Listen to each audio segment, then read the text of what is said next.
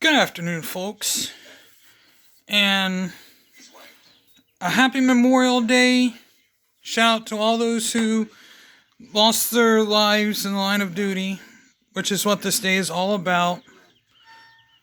I mean, and for those who lost their lives in the present wars, and for those who are still alive and have loved ones who lost their lives in World War II, Korea, Vietnam, and all the wars down the line. Thank you for your service. You have my sympathy for all your losses. If you like this segment, click on the like button, hit the bell for notifications, and leave a comment down below. Let's get into this. Today's segment is about World War I. I mean, this is pretty much what you consider about how... It's the second part about World War I, actually. I mean, World War I pretty much was about a prince who was murdered, but considered countries, Serbian refugees who murdered a prince out of another country. But that's obviously, then Germany declares war on Serbia, and then Russia sided with them and declared war on them. And Austria-Hungary declared war with them. Then France and England entered the war.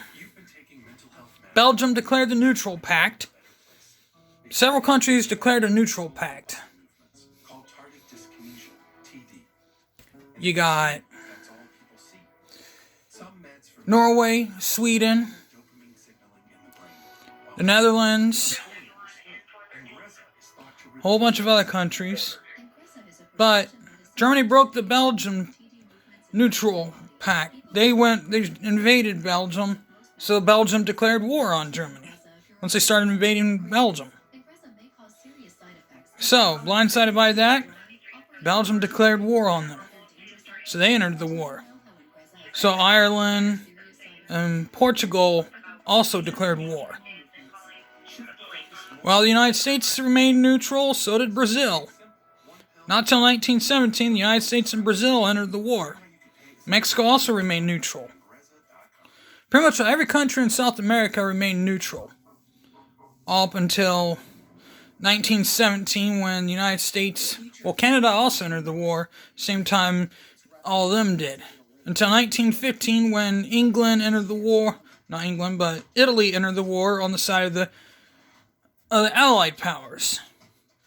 Even though they made a triple alliance with Austria-Hungary, Germany, who were on the side of the Central Powers. However, in the United States, what was going on in the United States? The United States was very split between this. Some people wanted the United States to be on the side of the Central Powers. Others wanted the United States to be on the side of the Allies. But what went on? Mexico was kind of split as well. Mexican government was sending troops up along the border, starting a little mini war of their own, an undeclared war, really. Small little skirmishes that almost declared war, an independent war away from World War I, technically, but not enough for a war. So, and then Germany sent a message to Mexico, Germany did, threatening war against the United States of some kind, or something like that. I can't remember, I have to look at that again. But it threatened war. And that's what caused the United States to get into the war in 1917. But how did Brazil get into the war? They were still neutral, but they were out of water, and a U-boat torpedoed one of their own, and that caused them to get into the war and sunk one of their boats. That caused them to enter the war, saying, you torpedoed one of our boats, so therefore we're entering the war. Obviously, Japan entered the side of the Allies during that time frame, like my last one. Then you have a lot of other countries. There's about only a handful of countries that entered on the side of and just a few Central America like Guatemala, Panama, and a few other small little countries in Central America that entered on the side of the Allies. Then Croatia, Romania, also entered on the side of the Allies. The Ottoman Empire, and entered on the side of the Central Powers.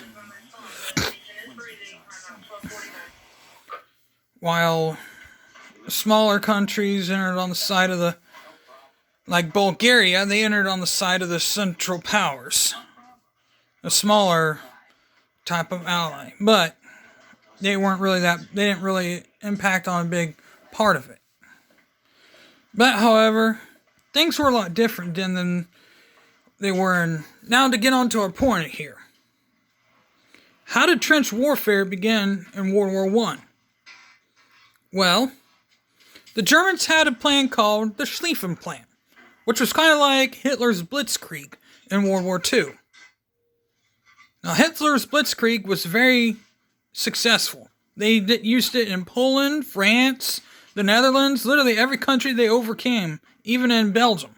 Every country they used it literally was successful. Now, the Schlieffen Plan was very similar to that.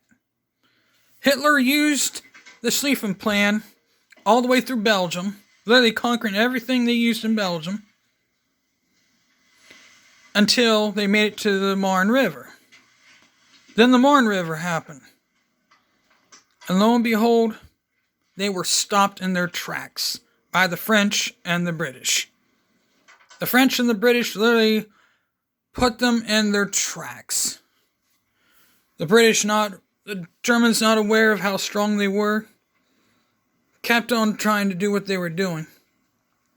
But however, they were stopped in their tracks. And that's how it all was.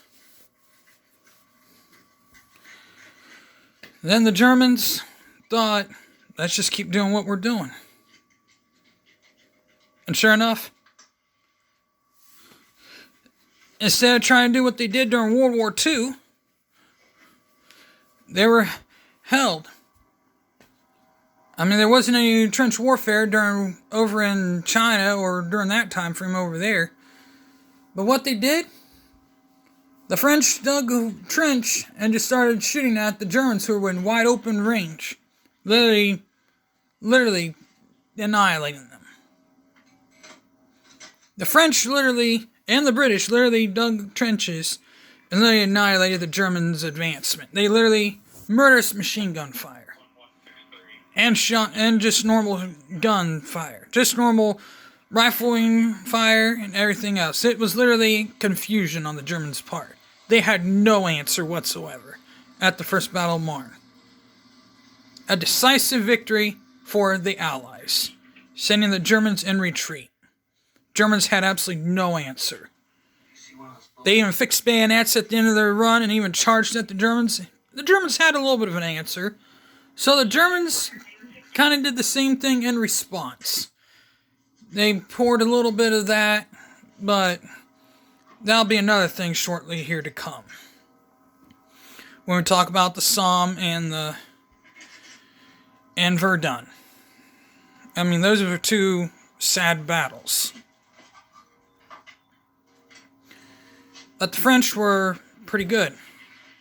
French fought tooth to nail with the Germans, and pretty much will cost the Germans highly baseless, and made the First Battle of Marne literally an ugly look for them.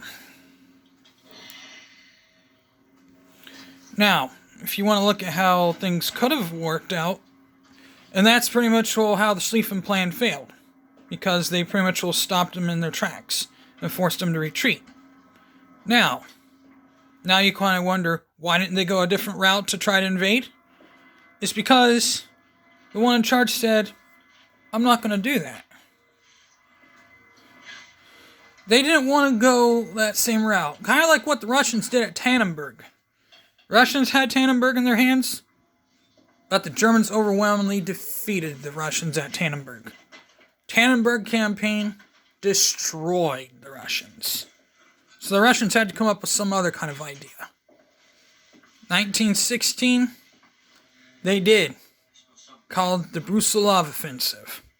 We'll get into that one as well. We'll have to do one by one. But then in 1918, to end the entire war, they came up with another plan called the Meuse-Argonne Offensive, which literally destroyed the Germans and ended the war for the Germans. Unfortunately, they did it without Russia, and Russia became a neutral country. And we'll talk about the neutral countries of how they worked out for them. And we'll get into those countries here as well. And with that being said, I'm going to be out of here because I got things I got to do. With that being said, I'm out of here. Peace.